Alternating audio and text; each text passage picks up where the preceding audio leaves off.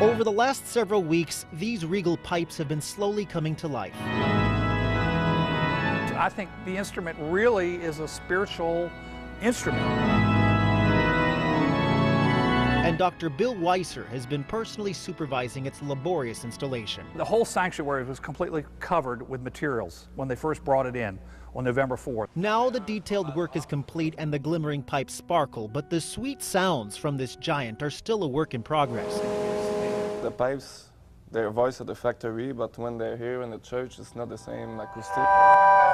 For the next several weeks, Stéphane Lejallier and his partner Martin Coty will be voicing this custom-built instrument. We have to kind of we work a little bit on each one to have the best sound as possible, the same tone. Tuning an organ of this size will take weeks just to make sure that it sounds just as perfect in this seat as it does in this seat.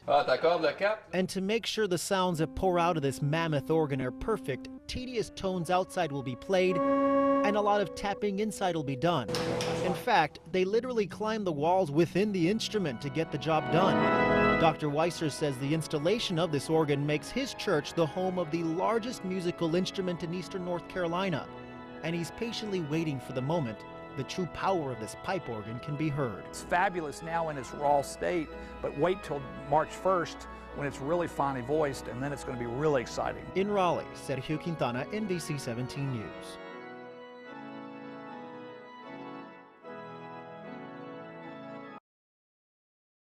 No snack at all? I know. And say hello to Gail. I will. She just left a little while ago. This is a gas station in name only. Taylor's BP is a destination. People here like wine. They buy wine. We're in a nice area to do that. Soon after he started selling gas, Taylor figured out he wasn't going to make it unless he sold something else. Pretty quickly you realize the gasoline is just a foundation to get the cars to stop at your business. And at that point, you need to have something inside the store to bring them in. Because these days, with gas selling at $4.09 a gallon, it's more important than ever to stay alive financially. If you're a community business, you need to find something that the folks in the area will really want and support you. And it's not just gas prices cutting into his profits. It's credit card fees. Here we go. For every swipe, the companies get a cut. Credit card fees increase quite a bit and quite often put us in a deficit situation.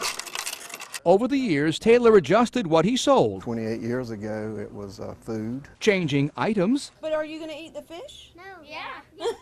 We was doing bait and tackle and fishing and boating supplies. As he sensed changing consumer trends for things like designer coffee and fine wines. It was something different and kind of unusual for our business. Without his niche market, Taylor says he'd probably be out of business if he just sold gas. With gasoline, we're transferring money from someone else's hands to another person's hands, and quite often none stays in mine. Thank you so much. Steve Sprazier, NBC 17 News.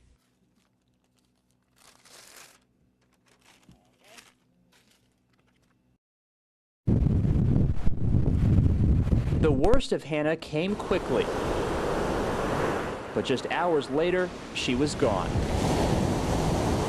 Jacqueline Colina was visiting her sister when the storm hit. Some shingles blew off the house and the power went out for a while, but the only place they got stuck is by the ocean. We thought we might have to spend a whole day inside with the kids. Instead, we're out here at the beach, which is what we wanted to do today. Sarah Burke recently moved here from Massachusetts, so storms are new to her, but even she didn't mind. It wasn't too bad. It certainly woke me up a couple of times, but nothing big. You guys have a good day. Todd Piper and his friends stayed inside and partied during the storm. Now they're enjoying what Hannah left behind. Like the next day, you've got a few hours where the wind isn't so bad and you can go surf. There's a bright side to everything. In Carolina Beach, Justin Moss, NBC 17 News.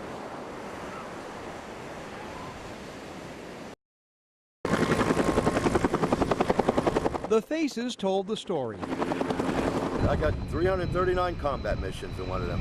Joe Versace approached the Huey almost with reverence. It's a time capsule. A snapshot from the war that they can't forget. You still think about it every day. That was our job. A war the public tried to forget. When we came home, the public wasn't very happy with the war.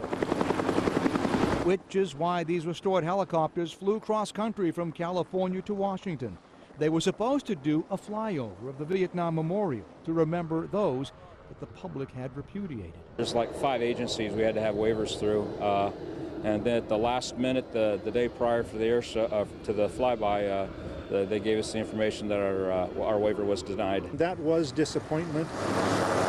These choppers survived being shot. Right here is one right there. That is a bullet hole patch. And these men survived being shot down by a bureaucrat's rule book.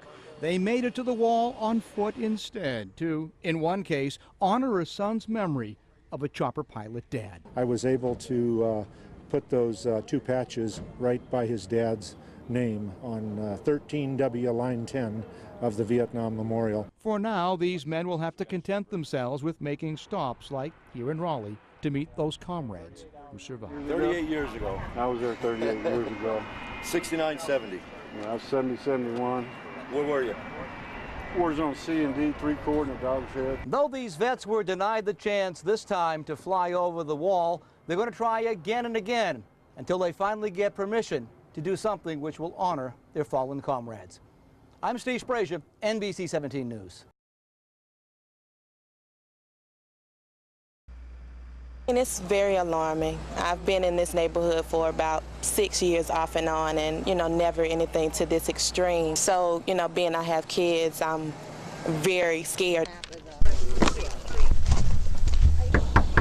Which is why Durham police and Crime Stoppers came to the Cherry Crest Drive neighborhood. When you attack a police officer, it means that, you're just really out of control as far as we're concerned. And we want the public to know that we're behind this thing, and we want somebody to let us know who did this. If you do find anything, if you hear anything, just give us a call. As they spread through the streets of the neighborhood, they also spread word about that $2,500 reward for information about who shot Officer Vereen. It's really kind of sickening when it happens. And you think they put their life on the line every day for us, and then, well, it makes you mad. It just makes you mad. Despite the fact there was a very large, imposing presence of police officers here, the chief says they weren't trying to intimidate the neighborhood. Rather, they were just looking to work with the neighborhood. Hopefully we can have a very positive resolve, come up with some leads. Let's remember that we're working with this neighborhood and that they're working with us also. Your neighborhood, And that police presence tonight seemed to assuage the fears of some who live here. It's very reassuring. Hopefully, things will get better now that, they know that the police are on the lookout, for whoever it is. So everything should be, pretty calm now.